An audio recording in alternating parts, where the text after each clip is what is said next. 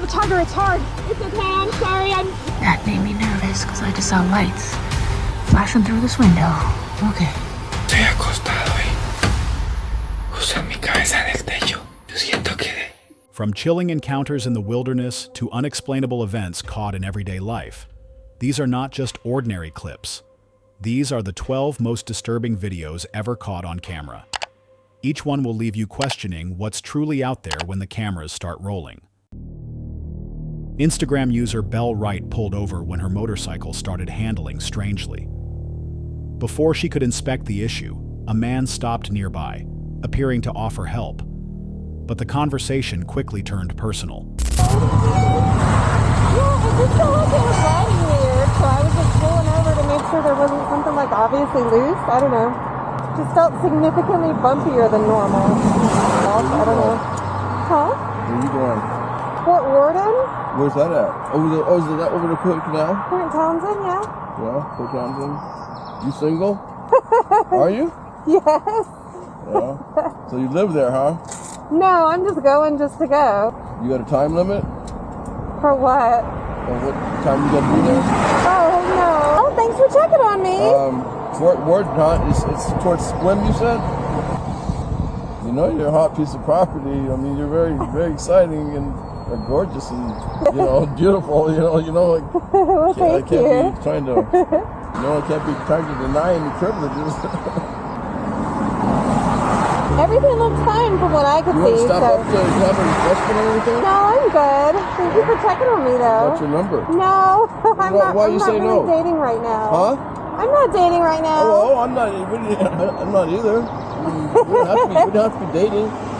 Stuff called fun, right? Or just cordial communication, and visiting people and enjoying people's company.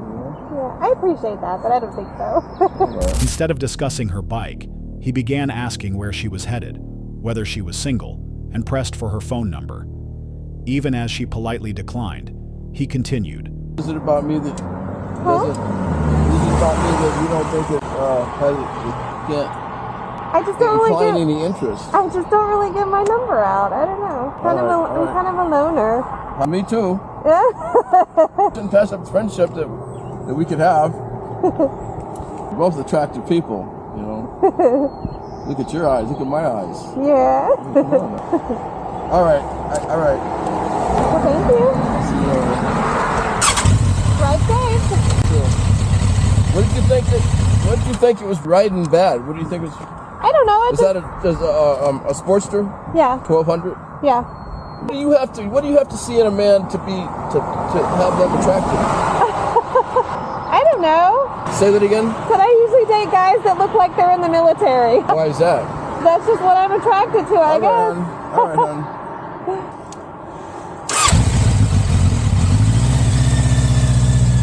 Oh my God. Oh my God. Shifting from awkward compliments to persistence that grew increasingly uncomfortable. He insisted on friendship and just spending time together, ignoring her clear refusals. Though she stayed calm, she had to become firm before he finally backed off and left. He never actually checked the motorcycle.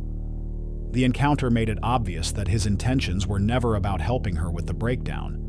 Situations like this highlight a common danger many women face, when a moment of vulnerability on the road is taken advantage of by someone who masks their true intentions as help. What do you think?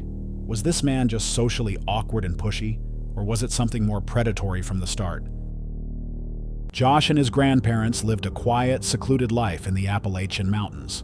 For years, things were peaceful, until the neighbors began behaving strangely. At first, it was subtle, then it escalated. They started trespassing onto Josh's property, ignoring fences, boundaries, and repeated warnings. The disturbances became routine, almost deliberate. Even after Josh reported the incidents to the sheriff, nothing improved. Frustrated, he decided to document it himself. Josh hid and began filming whenever he noticed movement on their land. But the footage he captured didn't provide answers. It only deepened the mystery.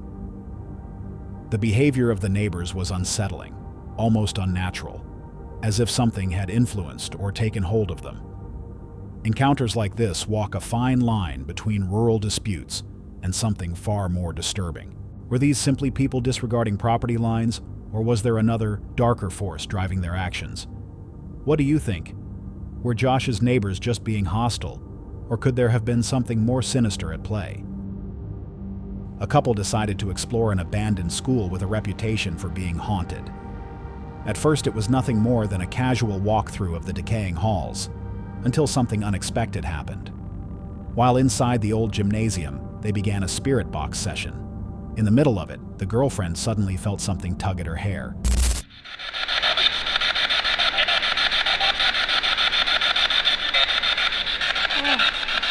Sorry. I think that was my hair or something. She quickly dismissed it, thinking it might have been a bug or her imagination. But later, when reviewing the footage, they noticed something strange. Her hair clearly shifted on its own. There was no draft, no one standing close to her, and no visible reason for the movement. Despite searching for a logical explanation, they came up empty. Paranormal investigators often argue that subtle, physical interactions like this are some of the hardest to explain away. Was it an environmental factor they overlooked, or something beyond the ordinary? What do you think? Was this just a trick of the environment, or could it have been real proof of a haunting? Two women were racing their dirt bikes through the muddy woods when disaster struck. Katie, I got you! I got you! I'm coming! Oh my god! You're okay, you're okay! You're okay! I'm okay. Get it up!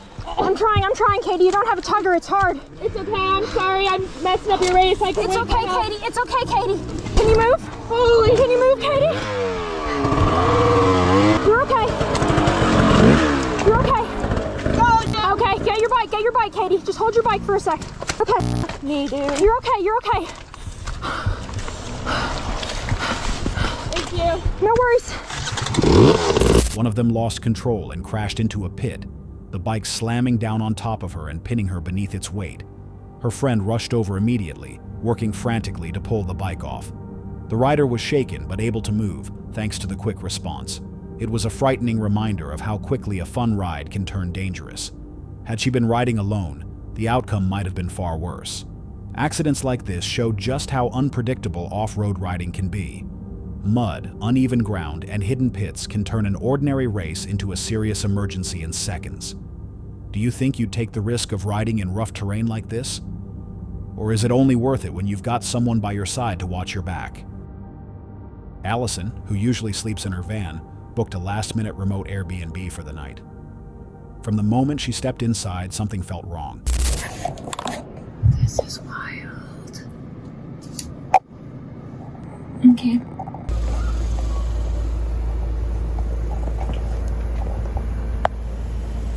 Okay, I made it in here and I guess I'm gonna reserve my judgment until I come back later. But this is a little bit out here, a little bit different than I don't want to go back to that Airbnb. Also, maybe it's not as bad as I'm thinking, but just from the 5 minutes I was there, it doesn't make me want to go back. Whole garage is just busted. Another rule of living on the road is to make sure that your vehicle is facing outwards so that if you need to take off, yeah, I can. The garage was damaged, the place felt isolated, and within minutes, she already regretted choosing it. Still, she tried to brush it off, went for a hike, and returned after dark. That's when her unease grew stronger. Somebody's coming. Oh. Somebody just pulled up. A new car just pulled up. I saw the flashing light through the little crack in his window.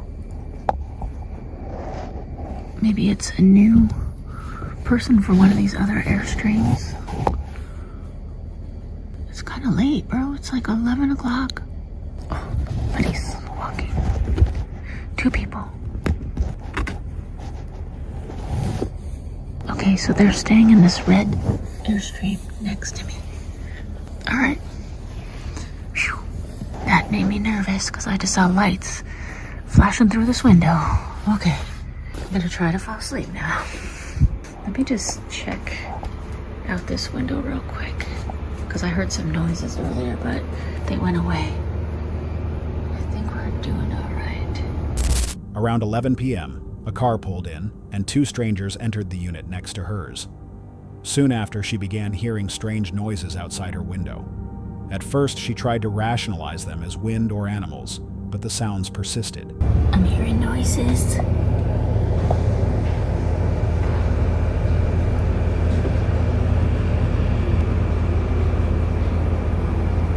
I swear, if somebody pops their face up here in this window, I'm gonna freak the F out. I'm hearing like a low, sound. I'm not making up ghost stories here. Maybe it's just the wind. By 3 a.m., they grew louder. Creaks, vibrations, and even noises that sounded like voices. Exhausted, she tried to ignore it.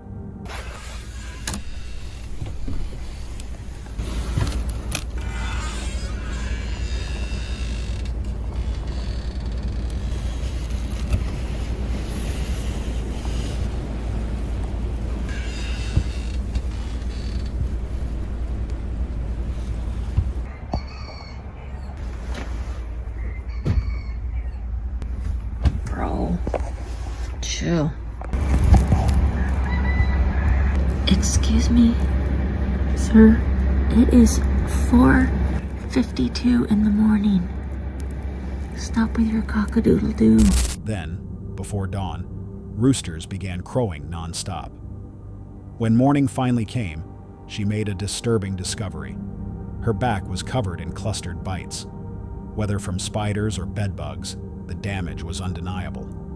Not gonna lie, I heard so many noises. I was hearing, hello, can I put the earring in? I was hearing the, almost like the sound of like an old screen door, like creaking open and shut. Like, I don't know if it was something was happening with the wind. And then I was hearing like as if the window was vibrating, you know, like if you're, as if like a big truck drives by and the window's like, and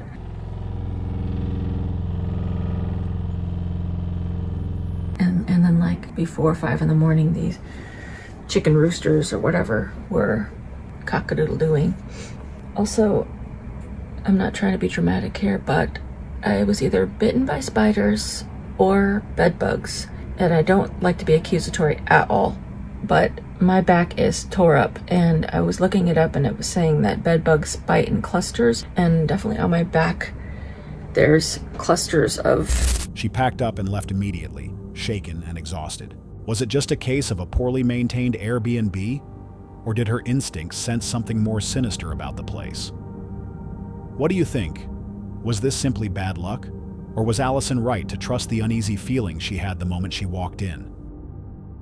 YouTubers Kazi and Bradley were road tripping through the Yukon when their adventure suddenly spiraled into a series of problems. So just when I thought this vlog would be pretty drama-free, we have our gas system has cut out. We thought, oh, maybe we ran out of gas, but we haven't. So it means it's not lighting. None of the gas is working. We're back in the cold, so we actually need the gas. Not only that, we drove into a tire stop, Integra Tire, they're called, to what are we doing? Fill up the gas. And then turns out we have a flat tire, which is convenient because we're at a tire shop, but they're closed for the day. So they said we can park overnight here on the premises and they'll fix it in the morning. They say bad things happen in threes, and I'm not looking forward to the third thing. Brad gets to look under in a very dirty ground, see if you can find any issues. Okay, yes, this is us for the night. I don't know if you can hear that, or if you can see it bubbling out. You can definitely tell she's on her way down, so I'm guessing by morning that'll be flat. So if I look a bit rough. First, their gas system failed, leaving them unable to heat the van in freezing conditions. Then, when they stopped at a tire shop, they discovered a flat. The shop had already closed for the day, but allowed them to park overnight so repairs could be made in the morning. They tried to settle in for the night, but just after midnight, things took a frightening turn. So we literally just had someone, I don't know what time it is. It's like Midnight. it's midnight, and someone tried to open the van door. Obviously, we're in the middle of nowhere in the Yukon, but yeah, they tried to open it, so There's other RVs like next to us. Yeah. There's a massive RV next to us. Brad jumped in the front literally, and we just started like driving away. Yeah, don't know where the fucker went. Wow. Yeah, so there's like another car sitting, like we were sitting parked up top, and there's another car, and this is actually right outside a campsite. Oh yeah, we're not like in the middle, yeah, of nowhere, as in like, yeah, we are surrounded by other vehicles. But yeah, and I think the plan would have been to take it and then jump in that car that's currently got its lights on sitting there and drive off, because we drove up to that car and the guy made eye contact with Brad but looked away. So, you know, we were gonna sitting there on his phone. Why would he be sitting there on his phone? He's got the engine running. Ready to go. Like, it's clearly, why else? It's 12 o'clock at night. Why else would he be sitting there ready to go? You know what I mean? So his friend is hiding somewhere, because we're watching the bushes. So there's bushes like right next to where we were parked. So he kind of ran away down the hill. We would have seen it. So the only theory is he's still in there. So Brad's on the lookout to watch and see him. Someone attempted to open their van door. This wasn't a deserted area. There were other RVs parked nearby. Yet the situation quickly felt dangerous.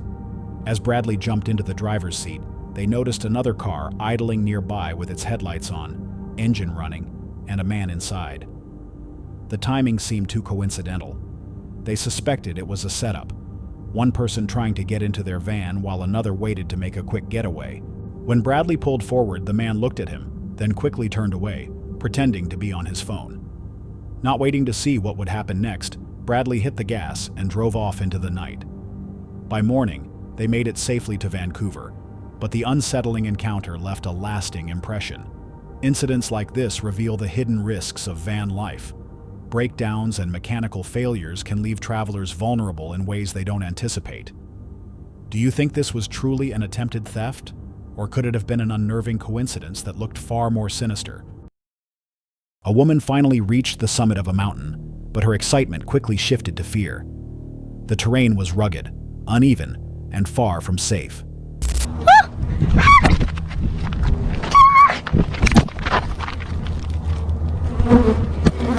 Suddenly, a massive swarm of bees surged toward her, swarming like a storm. The encounter was overwhelming and terrifying.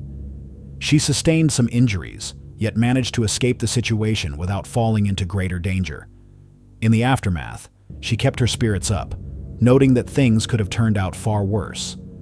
The bees might have forced her off balance and sent her tumbling down the mountainside. This moment highlights just how unpredictable nature can be.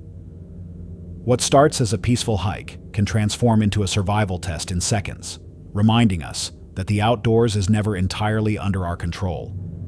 But here's the question. What would have happened if she hadn't kept her footing? Could this incident have ended in a far more tragic way? In June 2025, Fuzzy Dog Productions, a channel usually known for lighthearted travel vlogs, set out for a camping trip at Sweetwater Campground in Brewster, Massachusetts. They arrived late, frustrated by confusing signage, and ended up driving in circles before finally locating their site. Nestled deep in the woods, it was exactly the quiet spot they had hoped for. But the next morning, things felt off. He might have taken more, I don't know. Wow. That's crazy. We got robbed. Why didn't you take the Annie's mac and cheese? Was this the Drambuie thing? I bet it is, right? Morning. We had a guy walk through here probably about 5 in the morning. The dog was starting to bark. We don't know how long he was here, and he stole all our booze. Literally went through the back of Luna, took the Drambuie for the recommended drink, and just kept walking. Wow. Lesson learned. Shitty stuff. We're definitely a little shocked that this guy went through all of our stuff. This lady here, Mrs. Fuzzy Dog, she's just pissed. Rightfully so. It's just weird. They realized someone had come through their campsite during the night. The dog had barked around 5 a.m., but at the time they hadn't thought much of it. In daylight, the truth became clear. Their alcohol was gone. Whoever it was had rummaged through their belongings, taken the more expensive bottles, and oddly left behind the cheaper ones. Nothing else appeared to be missing, and there were no signs of forced entry. The group was left unsettled. Why target only the alcohol? Why slip through so quietly in the middle of the night? And more importantly, how long had the stranger been standing among them while they slept? This incident shows how even the most peaceful campsites can carry risks. The threat isn't always wildlife or weather. Sometimes it comes from the people passing through. What do you think the intruder's motive was? A random act of opportunity or something more unsettling? Deep in the remote Colombian wilderness, there's an abandoned cabin with a reputation for being haunted. Hikers who've spent the night there have reported strange and unsettling experiences. Determined to see for himself, Diego made the journey, set up camp inside, and began recording. For hours, everything seemed calm, until the quiet was broken by a single whistle in the dark.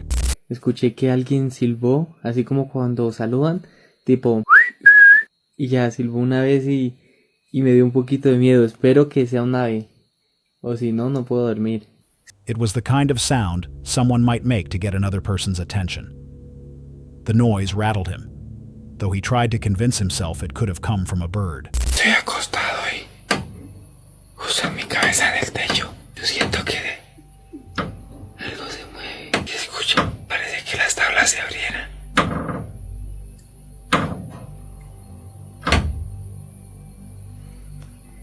Hay movimiento. Parce, tengo mucho miedo. Not long after, he heard something far more disturbing. Loud banging directly above him on the roof. The boards seemed to shift, as if something heavy was moving across them. Grabbing a flashlight, he searched the area outside but found nothing unusual. At sunrise, Diego packed up and left, still with no clear answers about what he had experienced that night. Encounters like this blur the line between folklore and reality. Was it an animal, another traveler, or something far less explainable? If you were in Diego's place, would you have stayed the night, or left as soon as the first whistle echoed through the darkness?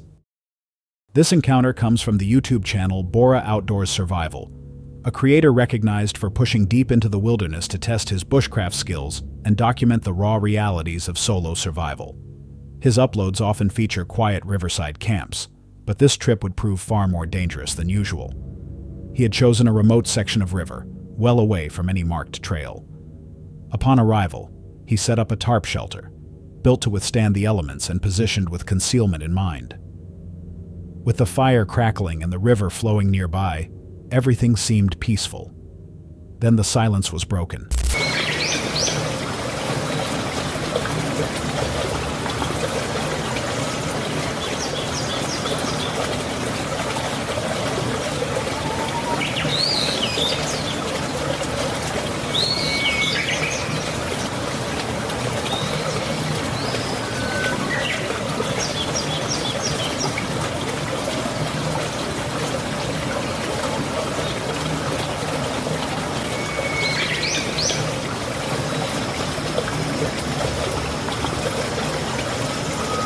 His first thought was a wild boar, a threat in some regions, but one that can usually be scared away.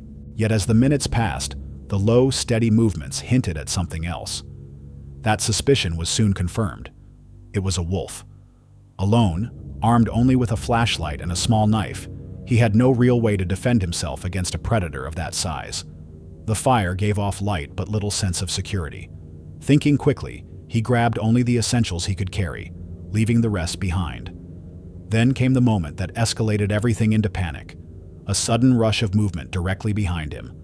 The predator wasn't just watching anymore, it was following. Seconds later, the video cuts abruptly to black. No resolution, no confirmation of what happened next, only silence. That unfinished ending is what makes the footage so chilling. Was the cut intentional so he could focus on escape, or did the camera go down in the rush? And the bigger question, what do you think happened after the recording stopped? Did he manage to get away, or did the predator get closer than he ever expected? Brian and Emily from the channel Adventure Out There set up camp deep in the Canadian wilderness, beside a quiet stream. The night passed peacefully, but at dawn, everything changed.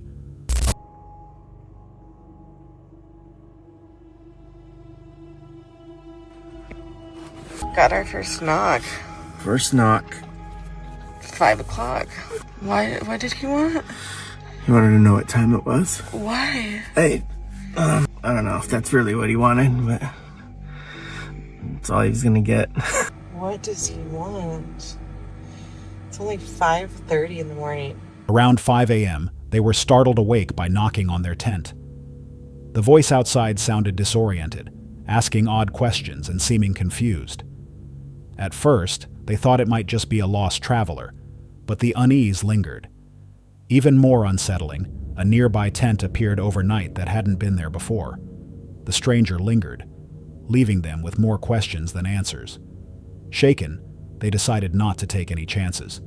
They quickly packed their gear and left the site without looking back.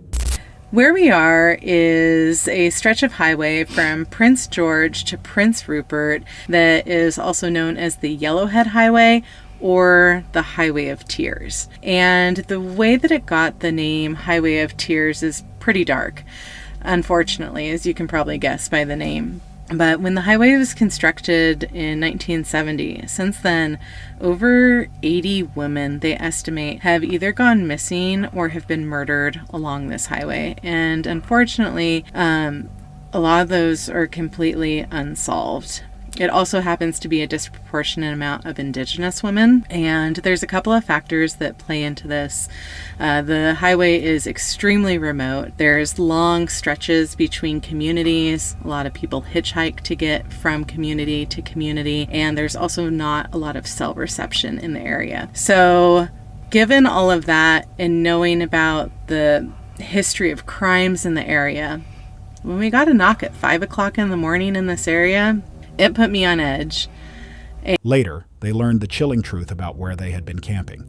The stretch of highway near their camp was the Yellowhead Highway, more widely known as Canada's Highway of Tears. Since its construction in 1970, over 80 women have disappeared or been murdered along this isolated route, many of them Indigenous. The region is extremely remote, cell service is poor, and hitchhiking between far-flung communities is common. These factors have created the conditions for countless unsolved tragedies.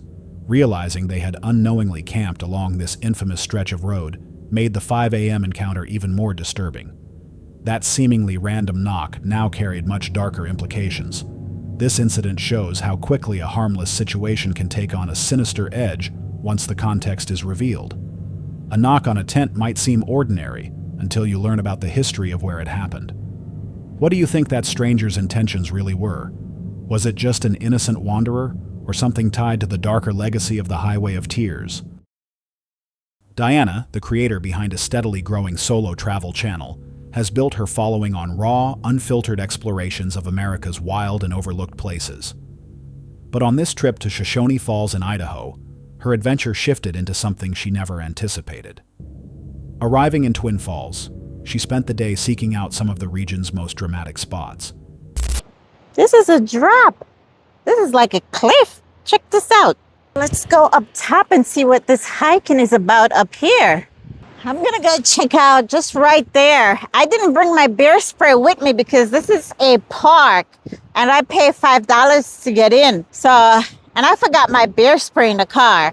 But I'm just gonna go right there. Oh, there's bikers up there too. There's someone going up there on a bike. So let's go check it out. They got hiking trails going up in here. Oh, let's see what's going on in these mountains. Oh wow, I should have worn my pants. I didn't know I was gonna come through all this bush. Wow, look at this. A full-on trail up here. What do you find?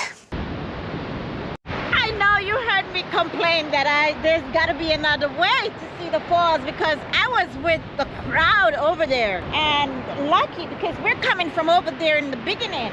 And then we hiked up that hill. And that's how we came down here.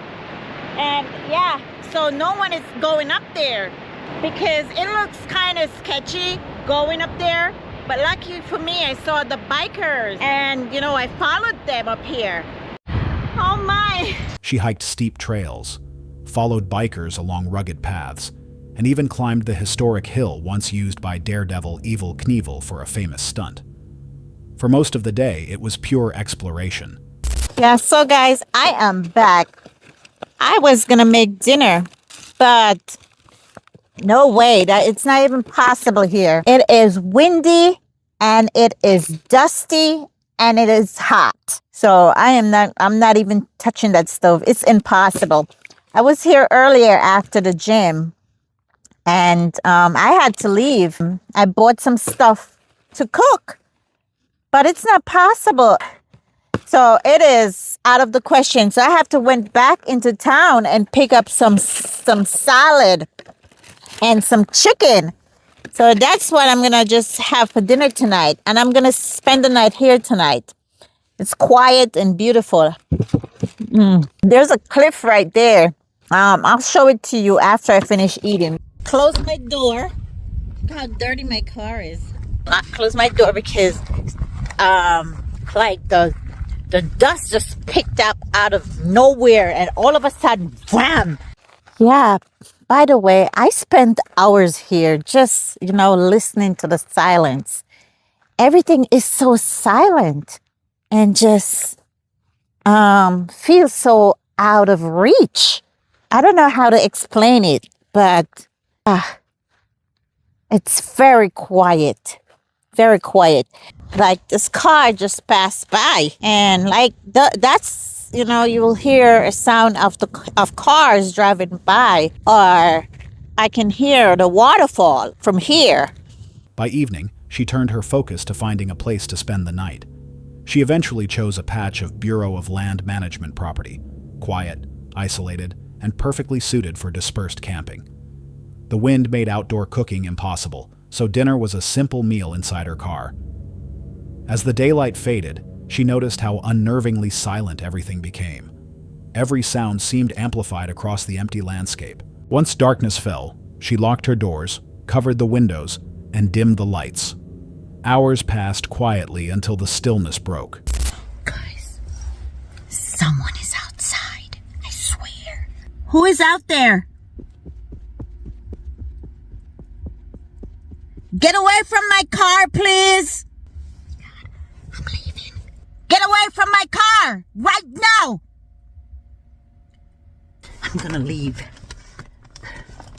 Damn it. I'm leaving. Footsteps. They weren't the light movements of an animal or the sound of a passing vehicle. Someone was walking directly up to her car. The steps stopped just outside. No words, no knock, just silence. Then came something worse, the sensation of her vehicle being tampered with. Whoever it was wasn't simply passing by. They lingered, testing the doors or peering into the darkened windows. Diana stayed frozen inside, too afraid to make a sound. Eventually, the intruder drifted away into the night, but the unease didn't fade. There was no engine noise, no headlights, suggesting the person had been on foot the entire time, likely close by all along. Though her van wasn't damaged, the experience left her shaken. The safety she once felt camping alone on public land had been fractured. This encounter highlights a sobering truth about solo travel. The greatest threat is often not the weather or wildlife, but the unpredictability of strangers. What do you think the stranger wanted that night? Were they simply curious? Or was their intent far more dangerous? That's all for tonight's video. Which encounter gave you chills? Let us know in the comments below. Got your own experience? We want to hear it. And whatever you do, don't miss what's coming next.